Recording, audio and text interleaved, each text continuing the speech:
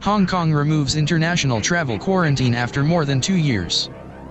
The Hong Kong government has announced the ending of formal quarantine for international travelers after more than 2.5 years of stringent pandemic controls.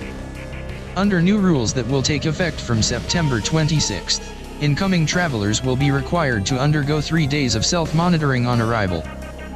The Hong Kong government has faced considerable pressure from its business community and some public health officials to loosen restrictions amid a faltering economy, an outflow of foreigners, and concerns that the financial hub, once known as Asia's World City, was being left behind as the rest of the world moved on from the pandemic. Hong Kong's chief executive John Lee said in a much-anticipated press conference on Friday that the city's infection numbers have stabilized, allowing for the removal of quarantine.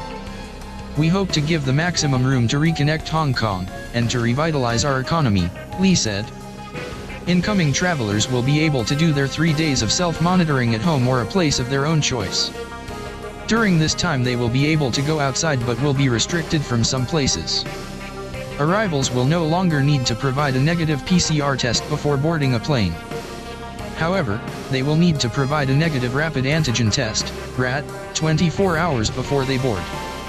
During the 3-day monitoring period, people will be assigned an amber color under the city's digital health code, which will prevent them from entering places such as bars or restaurants.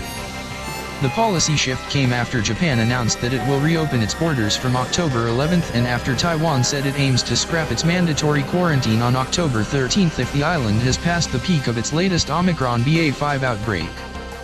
Questions about when the city would loosen restrictions have grown more pointed as 2 major international events, the Hong Kong Sevens rugby tournament and a global banking conference, were slated for November and seen as a way to revive the beleaguered city, which has been rocked in recent years by pro-democracy protests and an ensuing crackdown on civil liberties by Beijing.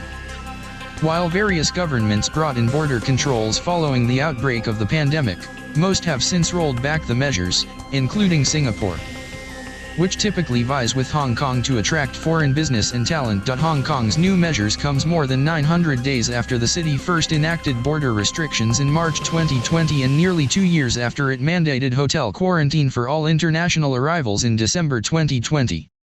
At its longest, the quarantine period stretched to 21 days. Travelers who tested positive during quarantine were moved to designated facilities, including, at times, government-run camps. The program became increasingly controversial among the public after COVID-19 vaccines became widely available. Local case numbers rose and places with similar systems like New Zealand and Australia opened their borders.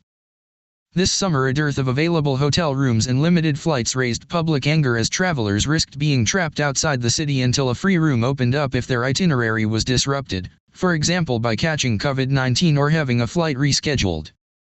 Certain restrictions have been eased in recent months.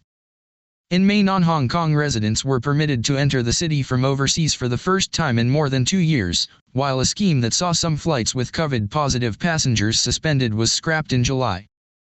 Earlier this summer, Lee's administration reduced quarantine from 1 week to 3 days, plus an additional 4 days of health monitoring, during which arrivals are not allowed to go to places including bars, gyms, and restaurants. Hotel quarantine and pre-flight testing requirements had been seen as a remaining significant hurdle to travel into the city, though questions remain over what role the new plan will play in reviving the city's once vibrant tourism industry.